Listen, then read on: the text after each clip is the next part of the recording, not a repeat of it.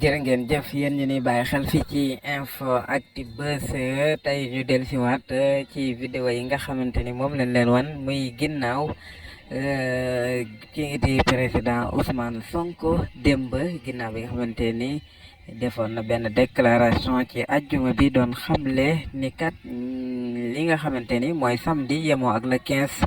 ginnaaw bi nga xamante ne lii di état bu Sénégal jaari ci gouverneur ak préfet ak sous-préfet dañoo gàntal meeting d'investiture bi nga xamante ni parti bi di Pastef ñoo ko namoon a amal foofee ca stade Amadou Barry bu Guédiawaye mu jëm ci kii di Ousmane Sonko mu woote woon lii di concert casserole ñu gis dem ba sénégalais yi génn bu baax a baax massivement comme ni nga xamante ni leen ko baaxoo doon ko defee saa boo xamante ni digle na ko mu nekk mbir bu extraordinaire sénégalais yi fenn fu ci nekk ñu daje fa bu baax a baax daal di wuy ji si ndigal loolu nga xamante ni kii di njiital Pastef di président Ousmane Sonko woo na leen ci mu nekk itam beneen ndam boo xamante ni moom kii di Ousmane Sonko am na ko ginnaaw bi nga xamante ni lii di état bu Sénégal gàntal na mitin bi mu na moon a amal jërë ngeen